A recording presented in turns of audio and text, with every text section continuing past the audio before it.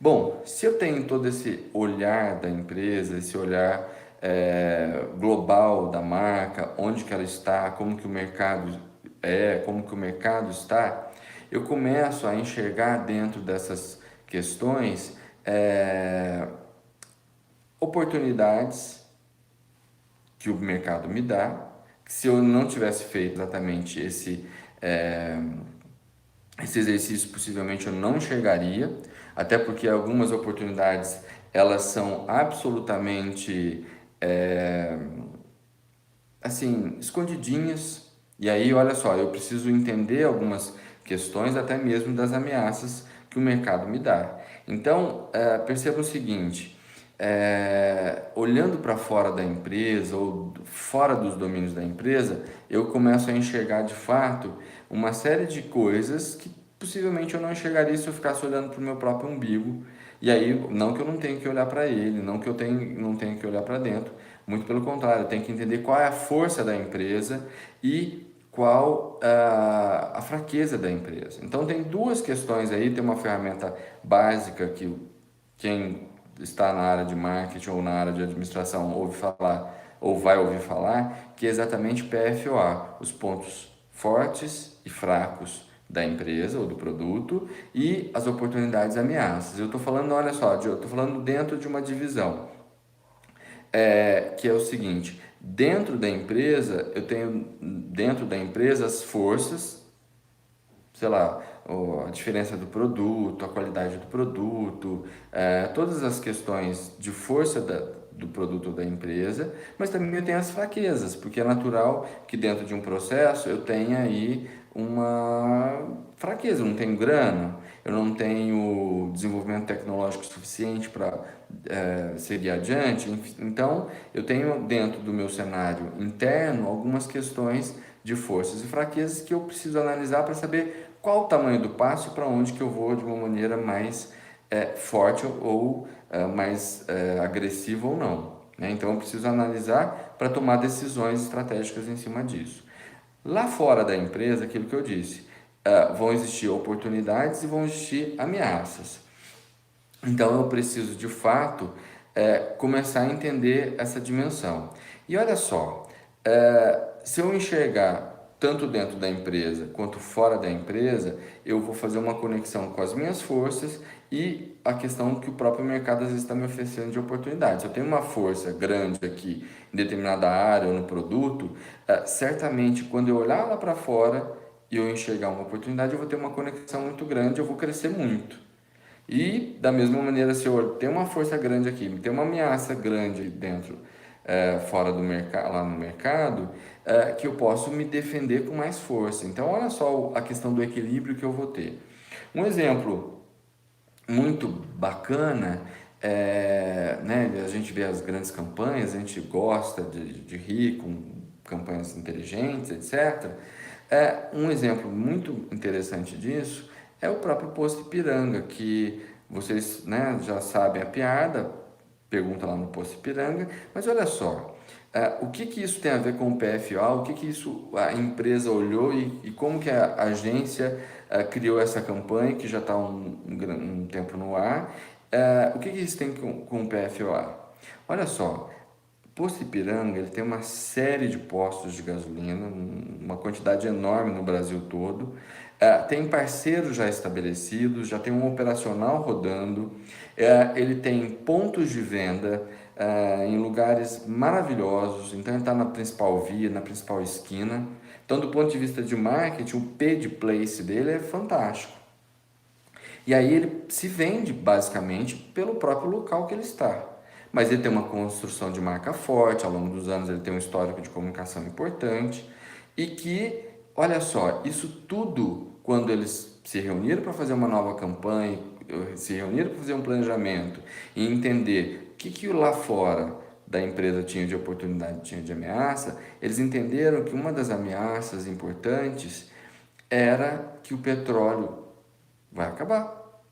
Mas mais do que isso, tecnologias vão ofertar, por exemplo, carros híbridos, elétricos, e que essa oferta deste novo tipo de produto vai corroer todo o mercado dele, ou seja, ele não vai vender essencialmente mais petróleo.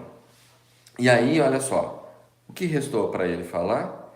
Restou dizer a ele que ele tem um ponto de venda, né, tem aquelas coisas na beirada da estrada, lá longe, aí o cara fala, pergunta lá no posto Ipiranga. Ele restou dizer a ele que ele tem um ponto de venda maravilhoso, que tem um monte de coisa que você pode fazer lá. Tomar café, comprar crédito de telefone, acessar o Wi-Fi, pegar informações, né, que é a piada, ou seja, se você esqueceu de comprar alguma coisa no supermercado, passa correndo lá para comprar. Então, olha só, o posicionamento que ele está querendo na sua cabeça, voltamos lá em cima na ferramenta, é exatamente o posicionamento que ele quer, não é só ser visto como um posto de gasolina, mas sim também como um centro de serviços. Porque se o petróleo de fato acaba e amanhã a gente tem um carro movido a água, as pessoas não vão querer mais ir ao posto de gasolina. Mas olha só, se eu continuo passando na avenida, se ele fortifica a marca, se ele fortifica o posicionamento, que ele tem um monte de coisas lá bacanas, certamente as pessoas vão continuar consumindo a marca Posto Ipiranga. Então, olha só, depois de muitas análises, conclusões, olha só que campanha linda que tem no ar e que as pessoas riem, gostam, mas que de fato talvez as pessoas não tenham se sonhado com essa estrutura estratégica de uma campanha desse porte. Se eu então fiz uma análise interna, fiz uma análise externa, olhei o cenário, entendi qual é o cenário de comunicação, de questões importantes aí deste mercado, o que está na cabeça do consumidor, o que está no coração do consumidor, como que ele está comprando, como que ele está gastando o dinheiro, investindo o dinheiro dele, a gente tem um diagnóstico bacana e aí, depois dessas análises todas, se eu estou falando de planejamento de comunicação ou de propaganda, lá vem então a criação publicitária, que né, de médico e louco, todo mundo tem um pouco, mas de publicidade também. E aí, olha só, como que eu avalio de fato que uma campanha foi bem criada e que ela tem elementos fortes para de fato conversar com o meu público? Né? Eu uso a Gisele, o Garoto Bombril ou um monte de anônimos na minha propaganda, ou não uso ninguém, uso um personagem? Aí são decisões estratégicas que uma boa agência vai de fato dialogar com o cliente ou exatamente com a realidade do produto. Olha só, as boas criações elas traduzem a essência da empresa, traduzem para onde a empresa quer ir, né? Essa tradução aí da campanha do Poço Ipiranga diz exatamente isso. Olha, já usaram até famosos, mas a grande técnica no caso é o humor e a forma com que esse humor vai se desdobrando ao longo de várias histórias. Então, olha só, uma boa campanha publicitária, ela tem um mínimo de tradução de tudo aquilo que a gente já conversou. Não é mostrar a fachada, não é mostrar de fato todo mundo falando ao telefone, né? Esse é um clássico já de algumas propagandas que a gente vê por aí, mas que isso não agrega de fato para a identidade, para a formação de imagem da marca ou do produto na cabeça do consumidor. Então, há tempos atrás a gente mostrou para uma grande empresa uma campanha, né? Como sócio de uma agência, a gente mostrou uma campanha que tinha um cachorrinho e um gatinho.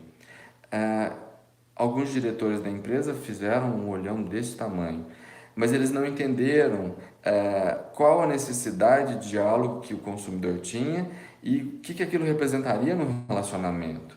E que não é que eu estaria desmerecendo a empresa, mas sim estaria interpretando a forma de diálogo que o consumidor às vezes deseja. Às vezes ele quer um diálogo mais leve, ele não quer uma coisa chata. E aí, se é alguma coisa chata, ele fecha o cognitivo dele, ele não ouve, não escuta, não vai ver e ele põe na lixeira dele. Então, olha só, uma boa campanha é essas que a gente lembra. E aí, olha só, um posto de gasolina. Qual a relação disso com o humor? É uma interpretação que foi feita dentro de um cenário a partir da perspectiva do próprio consumidor. Então, né, olha, tem várias estratégias de humor, de fazer coisas mais dramáticas. Então, isso tem que ser discutido, tem que ser entendido. A grande questão que eu acho que é difícil e que não deve ser entendida exatamente vocês pensarem de uma maneira só, de uma comunicação, digamos, chata, enfim, o óbvio, né? Aquilo que eu falei, olha, se você usar o óbvio, você vai chegar num lugar óbvio. E a comunicação é mais ou menos a mesma coisa. Se eu tiver o óbvio, eu vou chegar num lugar óbvio. Né? Quem sonhava um dia que uma palha de aço poderia ser, que tem como público principal as mulheres, ter lá um garoto bombril e que fez muito sucesso ao longo de anos aí, né? É, então, olha só, nesse diagnóstico todo eu posso ter a criação da campanha, ter a criação de logomarca. Então, olha só, nem sempre esse diagnóstico inicial é somente para fazer uma campanha, mas também fazer uma boa logomarca, criar uma marca de fato forte. Então, criar um desenho adequado. Da mesma maneira que uma campanha você vai enxergar se ela é óbvia ou não óbvia, com essas diretrizes que eu acabei dizendo, uma logomarca, uma marca, um desenho de marca, exatamente vai ter que ser eficiente nisso. Ele vai ter que ser rápido, ágil. Né? Olha, se eu pensar na Nike, ele é um risco. Se eu pensar na Rede Globo, é um círculo, um retângulo e outro círculo.